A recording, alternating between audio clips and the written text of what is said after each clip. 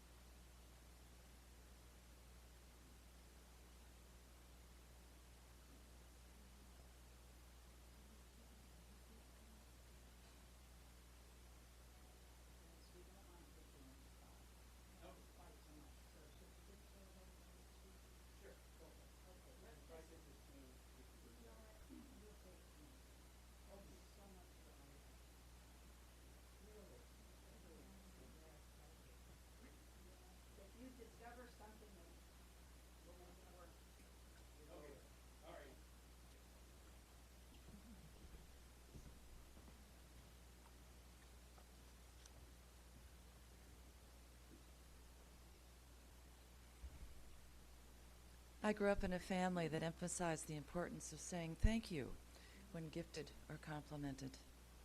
Manners were important, especially with my elders.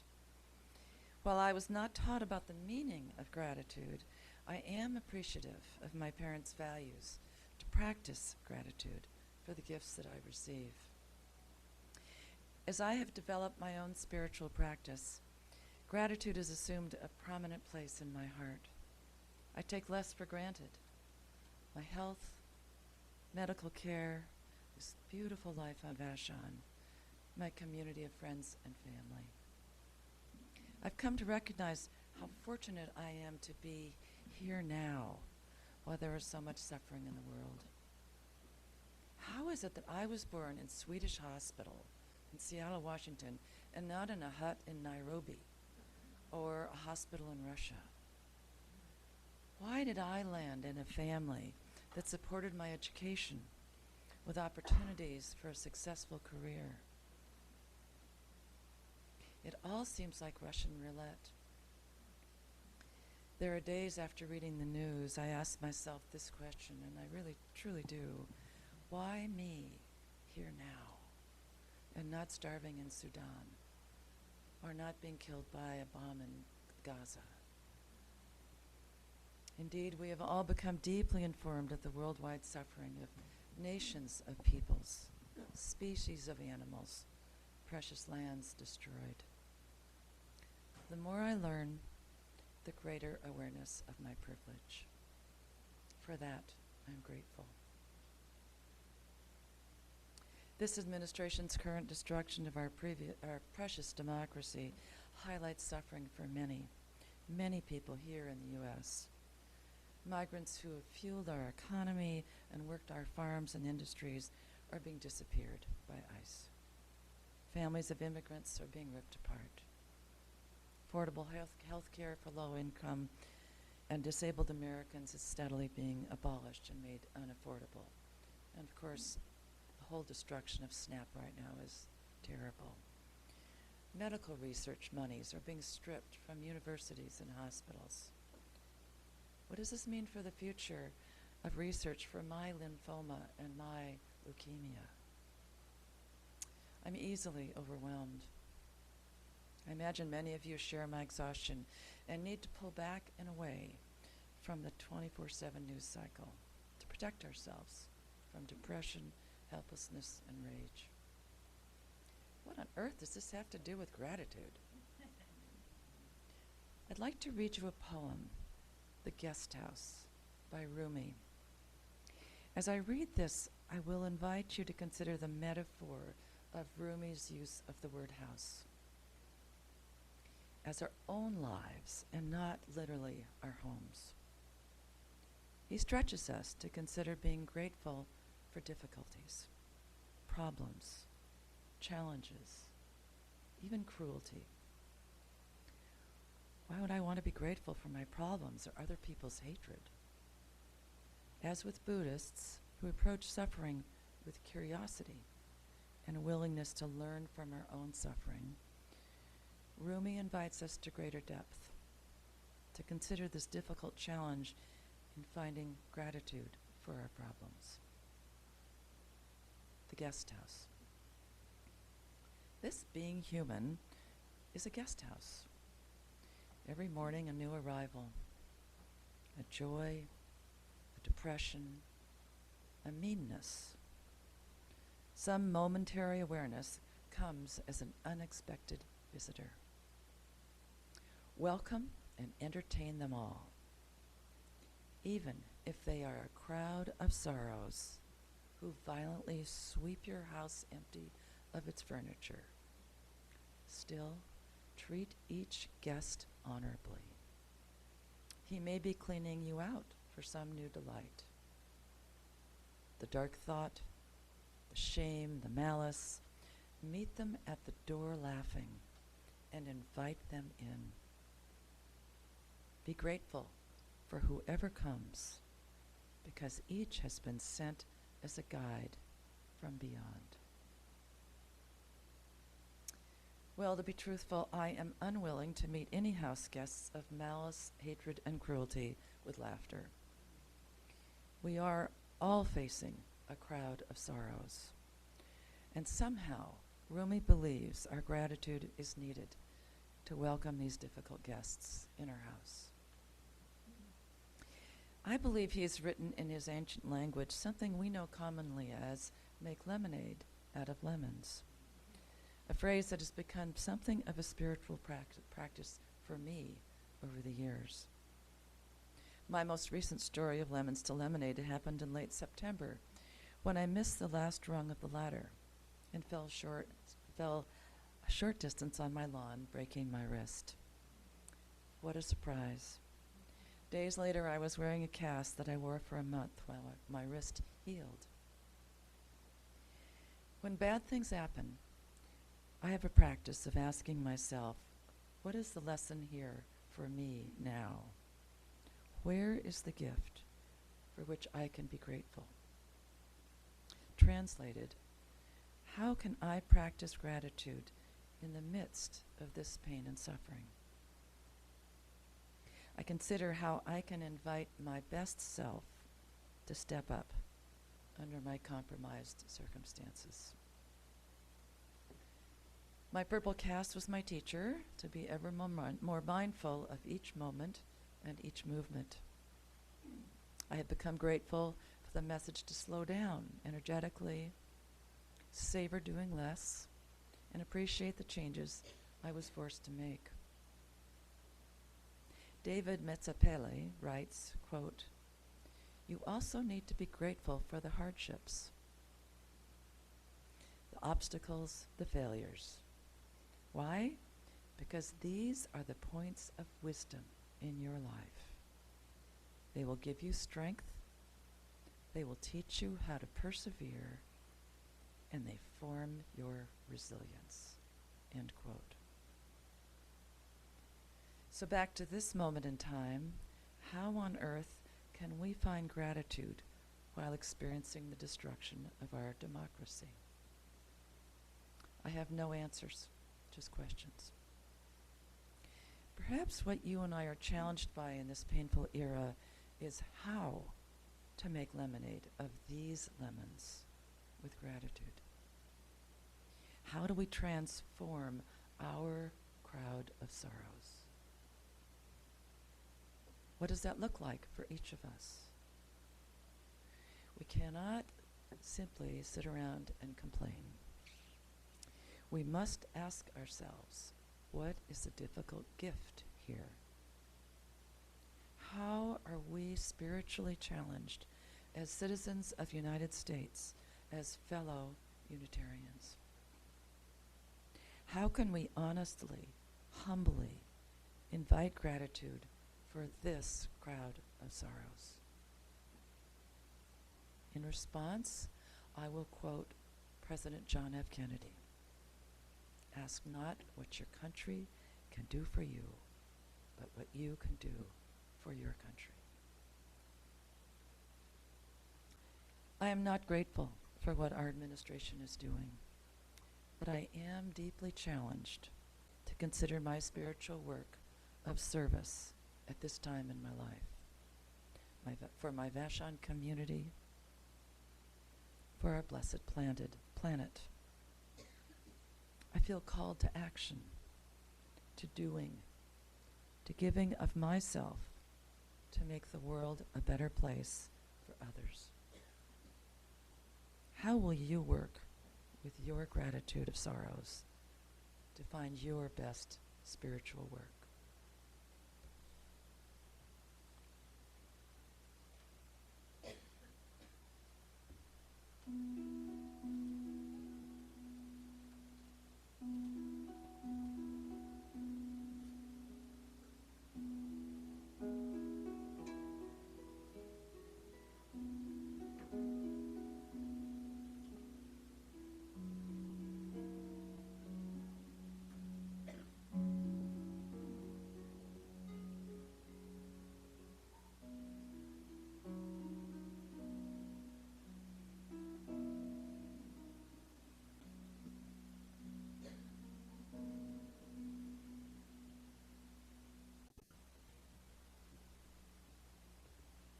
Dennis has good news for us. Maybe.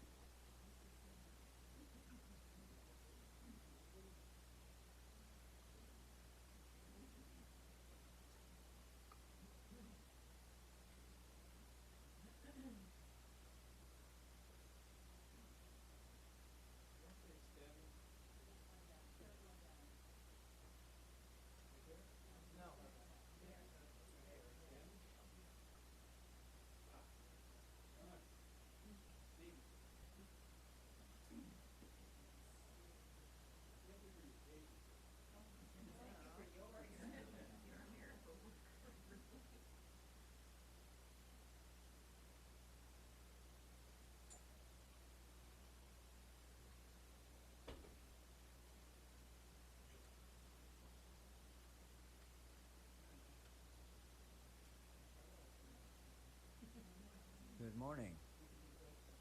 Gratitude as a practice.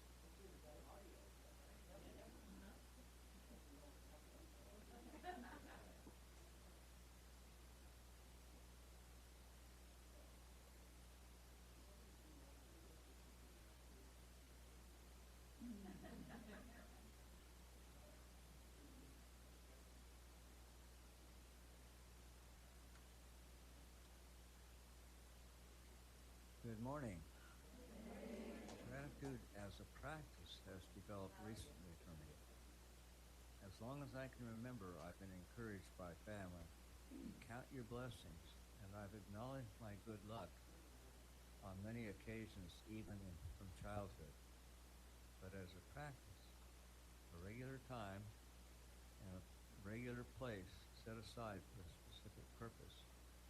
In this case, gratitude as a ritual to acknowledge those occasions when things seem to fall into place effortlessly, which is a recent experience for me. My daily gratitude practice immediately follows my morning meditation, another important practice I've followed for many years. I usually begin, I'm grateful to my parents for modeling love and kindness with each other and me. They set an example that I still try to follow. I acknowledge with gratitude. Can we break there for a second? I usually begin, I'm grateful to my parents for modeling love and kindness with each other and with me. They set an example that I still try to follow. I also acknowledge with gratitude some teachers through the years. Mrs. Olson, my junior high English teacher, encouraged me to enter a poetry contest, which I won. My high school journalism teacher and school paper advisor, Mrs. Coons. She inspired me to become a high school journalism and English teacher. Dr. Gail McGee, my college American history prof, made history come alive for me by sharing stories about historical characters. And he was also the only Democrat I know of that ever got into the state senate in Wyoming. And I also had an anthropology prof who jumped around, bounced around in the classroom. He was so excited to tell us about anthropology, and that really impressed me. My dad worked at the YMCA, which gave me a free membership and the opportunity to learn to swim. And I'm grateful that I attended the only public school in Denver that had a swimming pool. It gave me extra practice time for the state high school swim meet. With good coaching and a lot of practice, I won the state championship in the individual medley at the state championship. Later, through connections of my dad's secretary with someone in the athletic department at the University of Wyoming, I received an athletic scholarship to the university. My dad's untimely death during my freshman year at the University of Wyoming was devastating for all of our extended family. But for me, it also led to the Y providing a summer job for the next 3 years, lifeguarding and teaching swimming at the Y's outdoor pool in Denver. All of these events, except my dad's death, I was grateful for, but until starting to write this piece, I didn't realize how intertwined they were. Taken together, they demonstrate how everything is connected, though we may not realize it, and the pieces of beautiful, like the pieces of a beautiful, complex quilt. I am profoundly grateful for discovering, though hazily, this complex truth, which I've now added to my morning gratitude ritual. Meanwhile, I graduated from the University of Wyoming, married my girlfriend, daughter of my new boss at the outdoor pool. There's another connection, and was offered a job at a weekly newspaper in central Wyoming. For the next 2 years, we lived in Riverton, population 5,000, and I worked at the newspaper while she had a secretary job at the local uranium mining company. But my high school impulse to teach, not practice journalism, called to me. We moved back to Colorado, where we both enrolled in Colorado State College. I as a graduate student, and Ruth Ann to finish a bachelor's degree in music education. I intended to take just enough education classes to find a teaching job, but my advisor urged me to get a master's degree in English. I gave in and went for the degree, for which I am very grateful. It created opportunities I never would have had with just a handful of education classes. While Ruth Ann was finishing her bachelor's degree, I was hired to teach all the English classes in a little town a short distance from the university, thanks to our landlady in Greeley, who was a teacher in the elementary school in that little town. There were a total of 400 students in the whole school district. The children of conservative, hardworking farmers.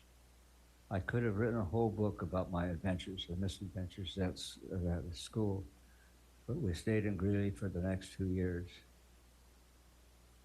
Ruth Ann teaching music in the grade school, and I, English and journalism at Greeley High School. After retiring from my 25 years of college teaching. See, I don't make that transition. After retiring from my 25 years of college teaching, I moved with my partner to Seattle, where she had found a job in the counseling department at Central Community College.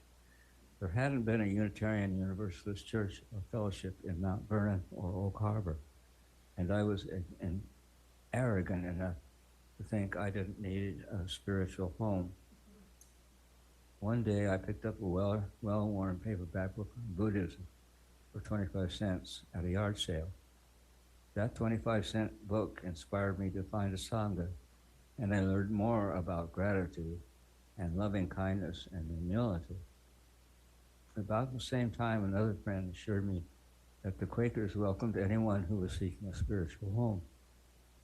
I was familiar with and a contributor to the Quakers' American Friends Service Committee, a tough-minded anti-war charity. And one spring day, I decided to attend an actual Quaker meeting.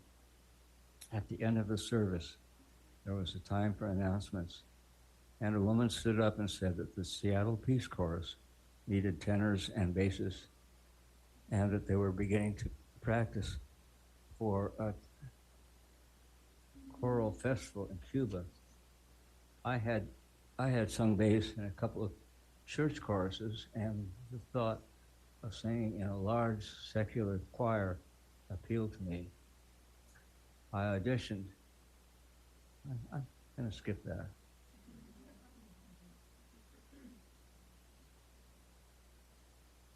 I auditioned and was accepted. There isn't enough room here to tell you about all my wonderful experiences in Cuba, except to say that I met a Cuban woman who has become a lifelong friend and had one of those inexplicable, mystical moments while singing with the Peace Chorus for a gathering at a music school in Santiago de Cuba. Several years later, the chorus sang at another music festival in Venezuela, and after the festival, I joined a smaller group from the chorus for a flight to Angel Falls, reputedly the world's tallest waterfall, deep in the Venezuela jungle. Our pilot was a friend of another pilot who had gone to pilot school together. His friend brought his bride, and our pilot gave them and us a thrill ride above, below, and even through the mist of the falls. Remembering these experiences, I can include about another dozen gratitudes. So I think I'll stop talking about my gratitudes and invite you to think of one thing you're grateful for right now. Notice how many other gratitudes it's related to. To make counting your gratitudes a ritual, choose a time and a place to regularly count a few gratitudes. Make that time and place a habit. And if you're like me, it will become a ritual, and it will change and enrich your life.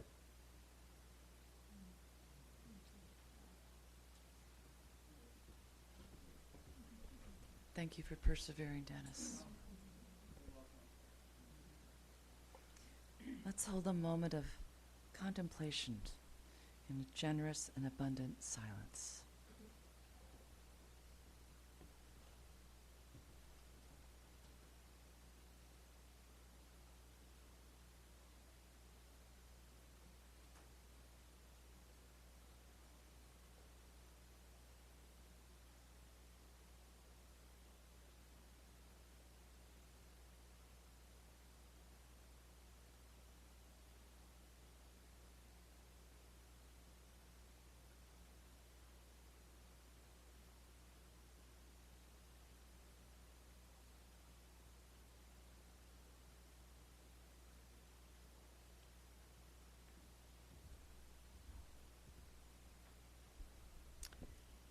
We'll now give Dennis a little time off. We'll pause the recording.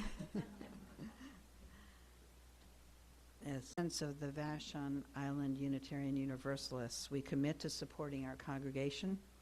Financial resources help us to pay speakers and support our social justice programs and maintain where we're residing right now. Please support us with your pledges and offerings so that we can continue to be a vital community.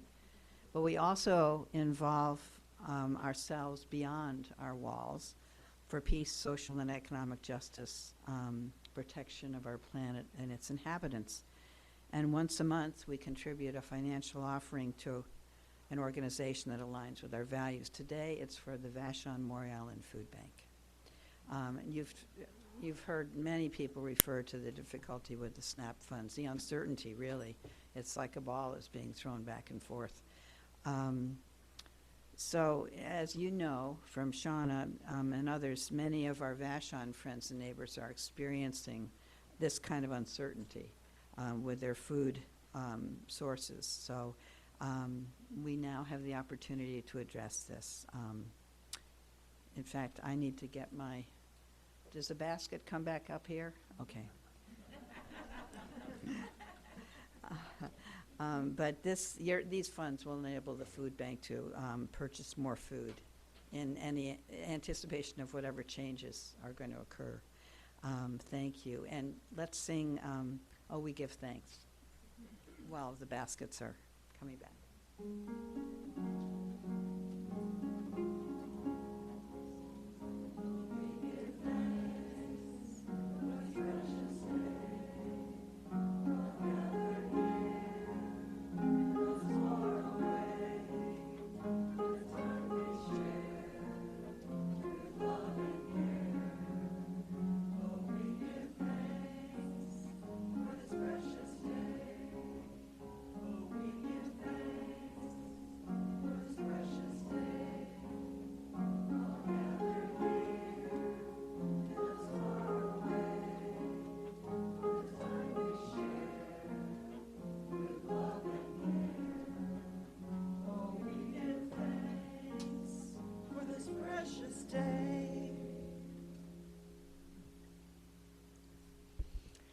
Our words to extinguish the chalice are from Reverend Kathleen Mateague.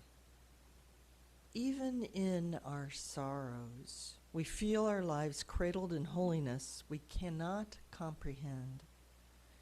Into this home we bring the courage to walk on after hard losses. Into this home we bring our joy and gratitude for the ordinary blessings. By gathering, we bless this place, and in its shelter, we know ourselves to be blessed.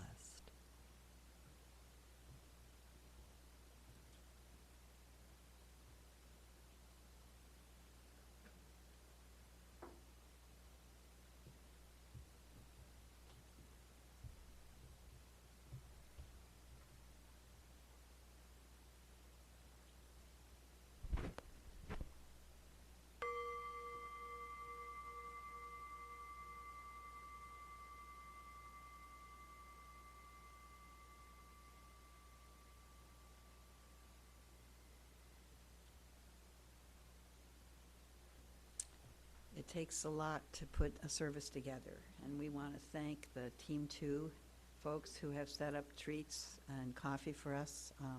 We hope you'll join us in conversation. We want to thank Dennis for unbelievably challenging morning and his trip back home to try to make it work. Thank you. And, of course, our gratitude to Leslie. Deep, deep gratitude. Please join us for refreshments following our announcements, which we have right now. So you have an announcement to share related to an activity of our fellowship. Please come up and tell us about it.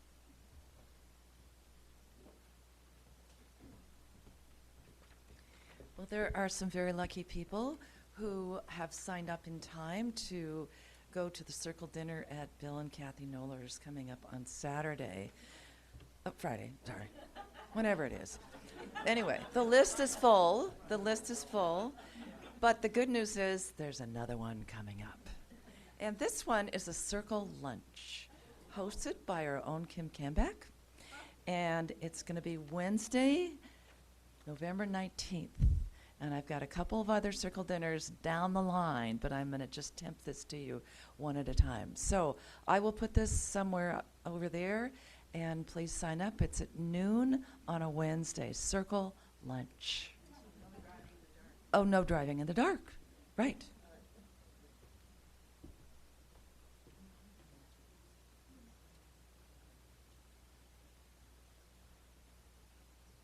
Vashon Indivisible is having its final program this coming Tuesday night at 7 o'clock at the high school, How to Have Courage in Dark Times. And the speakers they have just been outstanding. So we all need courage in dark times. So I encourage everybody to come Tuesday night. It's no cost and no charge, 7 o'clock at the high school. Thanks.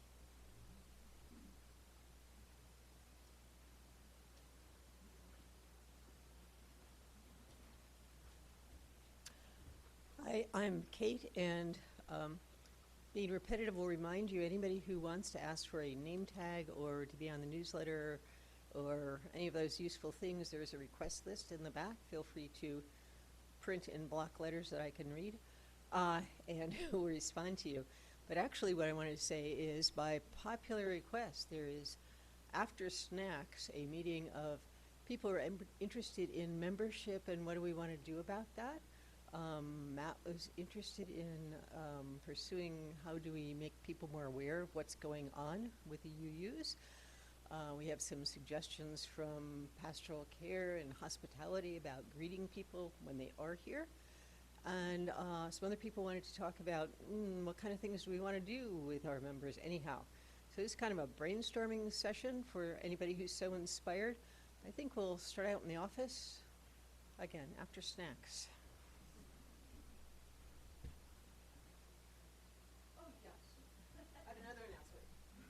Apologies. Representing the UU ministers subgroup of the program committee, we do have a new UU minister that we haven't met before coming in to give us service.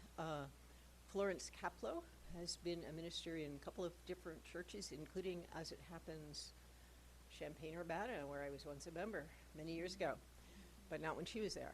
And she is talking about how to deal with difficult times. I've forgotten her exact title. She is not only a UU minister, she's also a Buddhist teacher, certified. So she has a dual religious training, and I think her Buddhist background will contribute to her comments on how Unitarians would like to deal with all of the things we struggle with these days. So.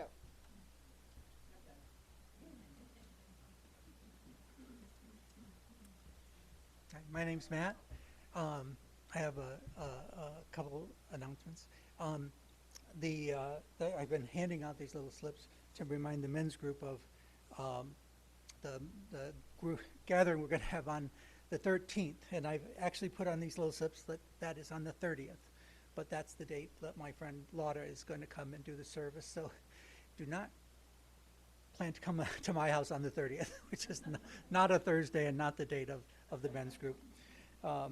There's another edit on that. I did correct on these slips, and it's the men's group where we're spitting, bring your own spittoon, coarse language, and scratching below the belt are discouraged, not encouraged. Thank you. Oh, and parking, there is a kind of a steep driveway. If we could leave that clear for people who might have trouble getting up and down the driveway on that night. Thank you.